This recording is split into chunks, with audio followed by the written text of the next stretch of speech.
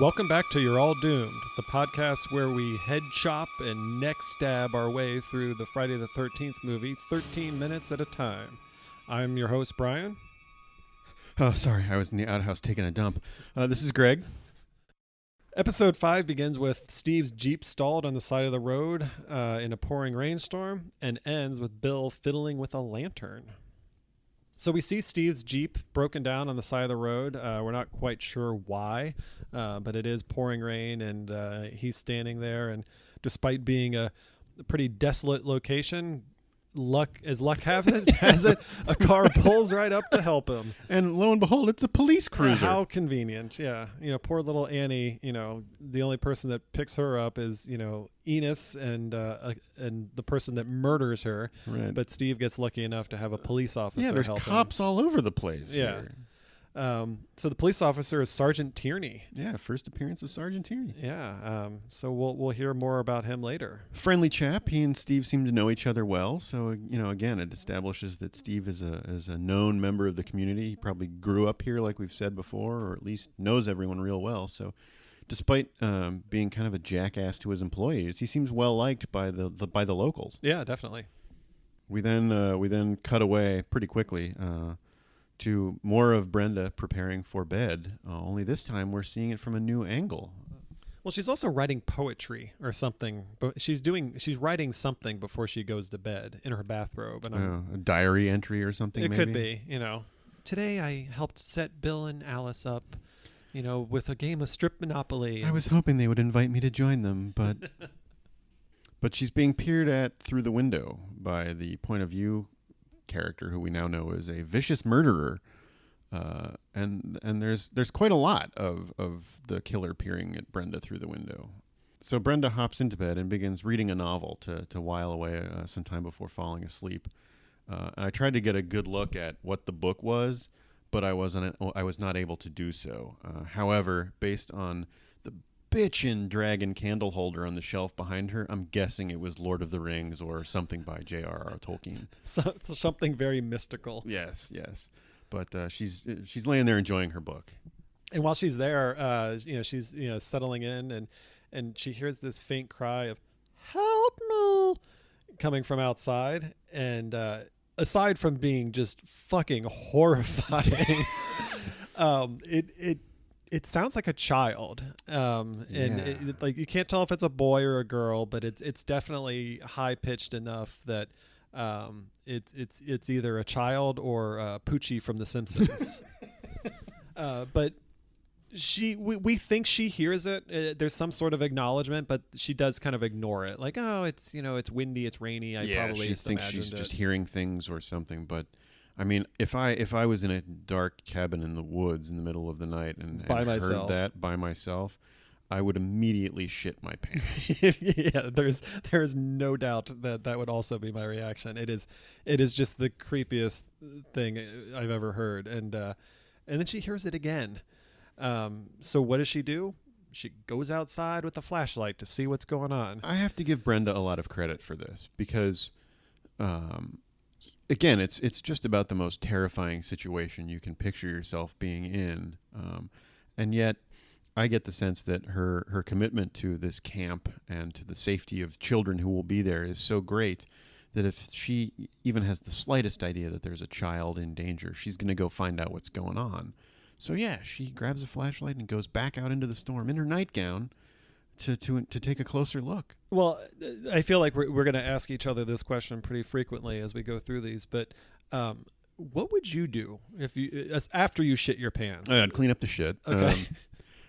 And then I would probably book it over to the main cabin to get Alice and Bill. Even if I'm interrupting them, post strip Monopoly activities, I'm going to go get some backup on this because. Whether or not it's a child in danger, hearing the voice of a child who you can't see is one of the most bone-chilling things in the world to me, let alone one that sounds in distress. But little kid voices are just so creepy when you can't see the little kid. Yeah. That I would absolutely need companionship to go take a closer look. I don't know. I mean, I don't know what you would do. Well, I mean, like her first reaction is to go outside, which would be maybe my 8th or 9th thing that I would do. I would look out the window, maybe, darken my cabin so I could see outside and maybe try to see what was going on. But I would not go outside. But she does it anyway. And things only get worse when she goes outside. So she's kind of like standing on the stoop of her cabin, kind of flashing her, flashlight around the woods, trying to see something. We hear the voice again, and this time it goes, "Over here, please, somebody help me." And so Brenda goes off into the woods, and she, the voice starts to, escalate a little bit. "Come quickly, please, come quickly, help." And it's really hard to see where she is. Yeah, she's wandering around in the dark for a long period of time here. And I even had I was watching this with the lights in the room turned off. And I was having trouble figuring out what the hell was going on screen. Yeah, like I couldn't even tell how far she had made it from the cabin. Like at one point, it kind of felt like she was going in circles, and maybe she had been out there for a while. But there was no sense of distance that she had covered. And had she taken just a few steps off of the stoop of her cabin and she was just wandering around the trees around the perimeter, or is she deep in the woods? It was just very hard to see. And I think that's kind of the point, because it makes what happens next even more alarming, is that suddenly we find her in this illuminated archery range. Yeah, blinded by the lights. And it's just, it's still pouring, and so the rain is kind of creating a steam off of the lamps, and it's just very bright, and she's kind of squinting, and the rain is pounding off her face, and she can't really see what's going on, and it's really kind of creepy, and it kind of forces her to kind of like stagger around. She's so disoriented by what's happening. Yeah, I found this scene to be very, very terrifying until it wasn't. They just cut away from it, and so it was like, oh well, I was cruising on a pretty nice Creep Jones there, and then it abruptly ends, and we cut back to Alice in the main cabin. Well, we do hear her scream. Oh, we do. Yeah, there is a scream. At least I thought I heard it when we cut away from the archery range, and it's muffled by the noise of the storm. But you're right. It like builds this tension, and like we've seen this a few times where there's this escalation of tension with the approach of the killer, and then we just cut away and don't really see anything, or like with Ned, it never happens at all. And so we get this one where there could have been a really cool thing to see, with we could have built upon the tension of the lights being on and the rain and the disorientation and just trying to come up with something, but there's no payoff whatsoever. It even if it had been nothing more than we get a shot of Brenda seeing the silhouetted figure of the killer, and then it cuts away or something. But this was almost like horror movie Blue Balls. Yeah, or like someone steps in front of between Brenda and the lights, and all we see is like a shadow kind of cross her path or something, and then that would have been enough. Nice. That would have been a big enough payoff. Yeah, this was a little bit of a letdown. So then, Alice is sitting in the main cabin, kind of finding things to busy herself with. I believe she's waiting for Bill to come back. He's gone outside, and he returns wearing a red rain poncho. Yeah, he was fixing the generator. Oh, again. The generator's acting up again. Okay. And Alice expresses some concern about where everyone is. Rightly so. She also thinks she heard a scream. Okay. So I'm not alone. Okay. She did hear something. She figures that it might have been Brenda, and it was concerned enough that she also pointed out that someone turned the lights on at the archery range. So their cabin is close enough that they can, that it's reasonable to believe that she would have heard a scream if they also saw the lights turn on. But the lights are off now. So, Alice is like, well, maybe we should just go check it out and see what's going on. Well, and smartly, because, again, Alice seems like a very clever, capable person.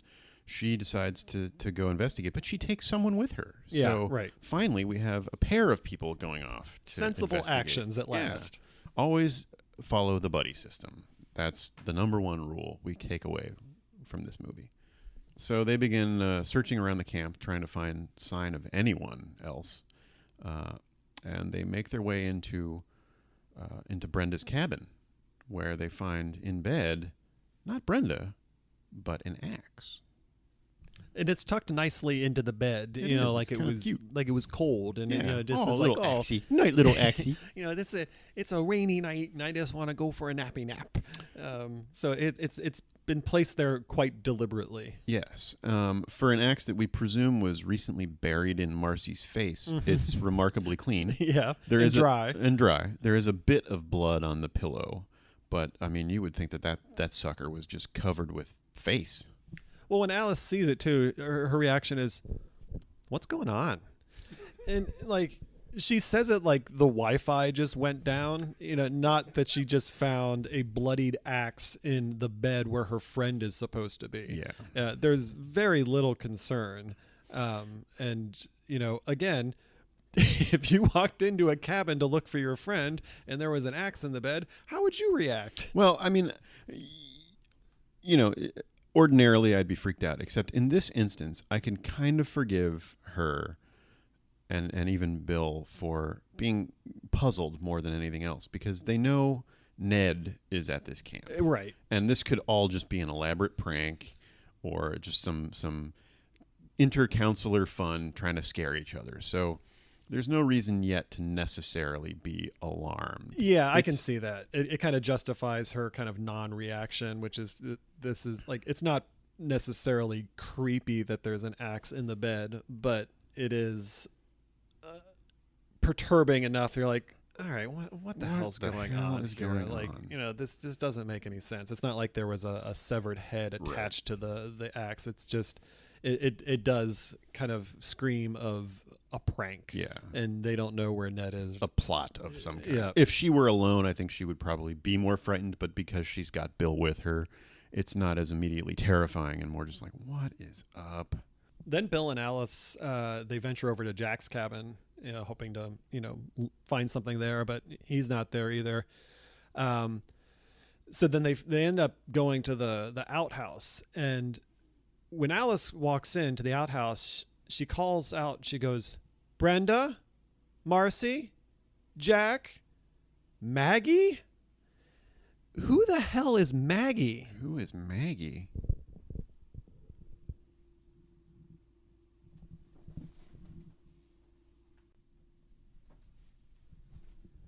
Really? Okay, let me... All right, I've listened to it a couple of times now, and I see why you think it's Maggie. It took me a couple of more tries, but I think she's saying Nettie. Oh. Which is a little more familiar than we would expect, but I think and it's... the only name that she hasn't called out yet. I'm pretty sure she's saying Nettie. But we've also never heard them call him Nettie. Right. That's yeah. It seems a little playful considering what's going on, but no, you're probably right. I mean, it certainly makes more sense than Maggie, who doesn't exist at all. Suddenly, Alice is a suspect because she's inventing new people. Right. Okay, that makes sense. All right, mystery solved. But it's at this point, you know, now Bill and Alice are starting to get a little concerned. They're realizing that they can't find any of their friends, and they think it's time to call someone. Yeah, there's no sign of anyone, so let's see if we can. Let's see if we can figure this out. Clearly, a job for Officer Dorff. Yeah. Let's get to the bottom of this. So they head over to the main office of the camp, and for some reason they don't have the keys to this office. Even though they're counselors, you would think they would have access to anything they need to get to. So they break a window to get in, and my first thought was, boy, Steve is going to be pissed when he gets back and finds that the window to the main office has been busted something out. else to fix. Yeah, I mean, he's going to ream them. So yeah, they break their way into the office to use the phone and stuff. Well, my question is, why are they using the payphone when they can just use their cell phones? I mean, they're a bunch of fucking idiots. Like, just take the phone out of your pocket. Yeah, you've already made a Wi-Fi comment, and but yeah, sadly that was not an option back then. Yeah, but so, you know, the payphone doesn't work, but the reason why it doesn't work is because someone cut the cable. The cable, the camera pans outside and follows the wire along the outside wall, and we find that it has been snipped. So they're getting pretty freaked out now because now they're starting to see some suspicious things that are going on. And there's a truck that's sitting outside of the office. Is that Jack's truck? It must be. Okay, because we haven't seen any other vehicles. So, but it doesn't start. And Bill looks under the hood, and his conclusion is that it's not starting because he thinks it got wet, because apparently cars don't start when it rains. Well, we know the Jeep is stalled in the downpour Yeah. as well. So Maybe that was a thing in 1979. yeah, maybe the carburetor technology back then could not handle moisture. of any Only kind only or drive your something. car on sunny days. That's right. Alice, who has made some pretty solid decisions in the last few minutes, comes up with a pretty piss poor one where she suggests that they hike out of there. We already know that Camp Crystal Lake is at least 20 miles from this town that Annie had hitchhiked to. Mhm. That doesn't mean that there's not a closer town, but we do know that they're kind of in the middle of nowhere. It's at night and it's pouring rain, and Yeah, they but want to hike out of there. She knows there are cops swarming all over this county, Yeah, so which has been established. it's a calculated gamble. No, you're right. That seems like a very extreme reaction at this point. But I also think it's very irresponsible because she's basically saying fuck everyone else, we're out of here. Yeah. Like they don't know the fates of their friends. They just know that they can't find them. Mhm. And so her solution is, we'll just leave them to figure it out. We're gonna fend for ourselves, save our own asses. Yeah, I think the logical thing to do at this point would have been for the two of them. You're not going to do any good bumbling around in the dark, not knowing where anyone is. You're certainly not going to do anybody any good by hiking 20 miles back to the town exists. I would say the most sensible thing at this point is for the two of them to lock themselves up in one of the cabins, secure as much of that building as you can, just in case something bad's going on, and wait for daylight. Hide in the pantry. It worked for Crazy Ralph. You could be in there for 7 hours and no one will discover you. Days, and no one's Exactly. going to find you. Yeah, totally. So yeah, I would wait for daylight, and then you can decide whether to search the camp more thoroughly or begin the journey back to town. Maybe by then Steve will come back for crying Yeah, out and loud. that's what Bill says too. He's kind of the voice of reason here, and he reminds Alice that it's 10 miles to the nearest crossroads, which is the second time we've heard about this stupid crossroads. So there must be like nonstop traffic at this this famous crossroad. all cops. And but yeah, Bill also suggests that Steve's going to be back with the Jeep soon, and that is absolutely the most logical course of action. Is like, yeah, just hide, wait for Steve to show up, and don't even wait to explain. Just get in the Jeep with Steve and be like, drive as fast as you can. We'll explain on the way. But then Bill says that he's trying to reassure Alice, and he says that there's probably a stupid explanation for all this, and like, we're going to be laughing about this tomorrow. And speaking of Steve, we then cut back to the interior of the police car driven by Sergeant Tierney, where he and Steve are having a little bit of a conversation about stuff. We learn some facts. We learn that today is Friday the 13th, which was established by the title card at the beginning of the movie, but Officer Tierney confirms that. We also learn, in case we didn't notice it from the visuals, that it is a full moon. He specifically points that out. So all the crazies are out and about, and that he thinks that might be why Ralph was acting up. Yeah, he says, more accidents, more rapes, more robberies, more homicides, more of everything when there's a full moon. It upsets people, makes them nuts. And I'm just like, there's 10 people who live in this town. How much of this shit is really occurring? Well, it's all the busboy. He's doing all of those things. Drives the busboy nuts. Yeah. I tell you, I hate this day. Yeah, but like of all the crazy people in the town, you've got the busboy, you've got Crazy Ralph, and then you've got the talking dog, and but other than that, like how much Boner dog gets randy when the moon is full. It just seems like he's trying to make his town seem a little bit more substantial than it actually is. Yeah, a little more cosmopolitan in a bad way. We learned something interesting about Ralph that I did not know. He's married. Yeah. That's a bit of a surprise. And she's worried about him, And which she's I thought worried was about kind him. of sweet. So, yeah, he might be crazy, he might be a drunk, but but he does have a wife at home that's worried about That's him, worried and I about thought that him. was kind of nice. Yeah, I'd like to know more about her at some point. That's a potentially interesting character for some Friday the 13th fan fiction. Yeah. This story told from the point of view of Ralph's wife fretting at home and hearing about all these terrible things after the fact. But yeah, I have trouble picturing Ralph being a good husband, Right, yeah. especially in the bed. It'd be a nice spin-off, Family Man Ralph, a prequel of Crazy Ralph. what he was like before he went crazy and became a drunk and rode women's bikes. So while escorting Steve back to camp, Officer Tierney's radio chimes in with word of what sounds like a very, very bad car accident. Right, it sounds like half the town has been killed in this car accident.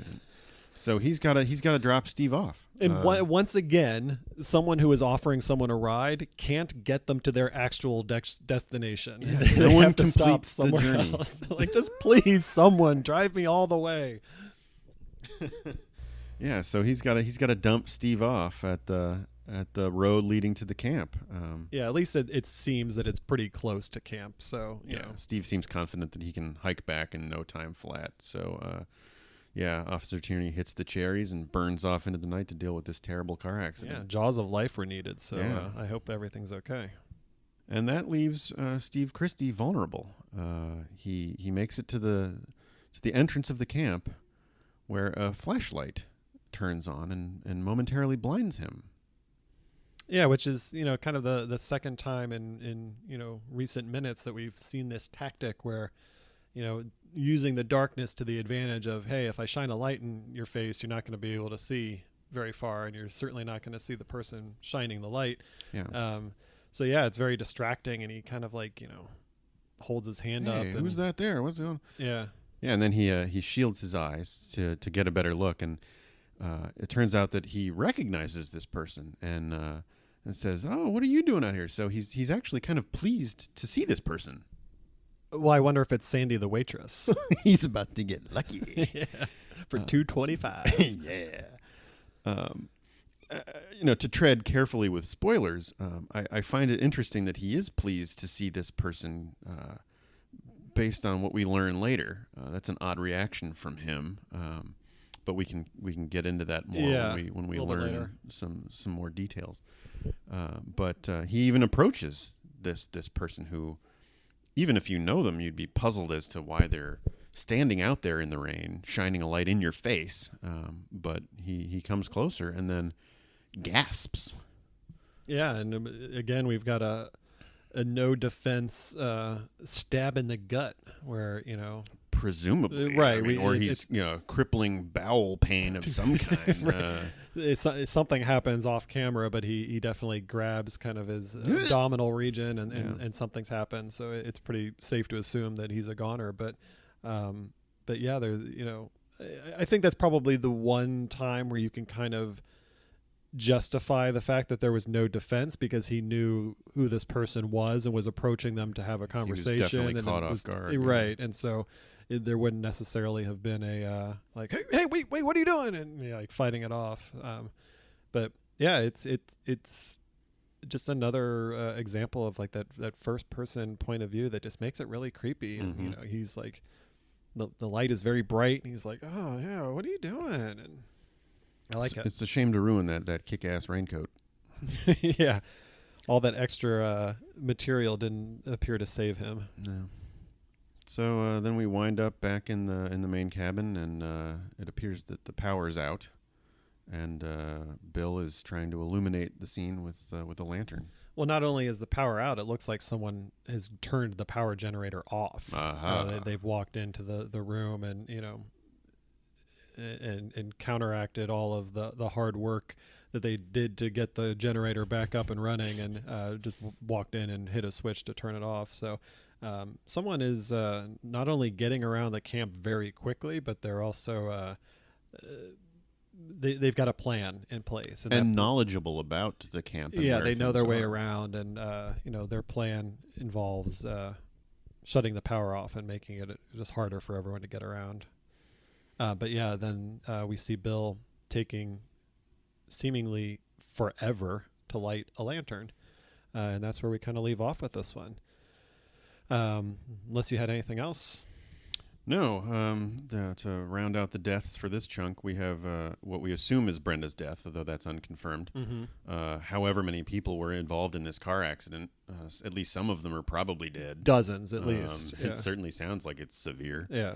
And then probable, but Steve Christie. Unconfirmed, but probable.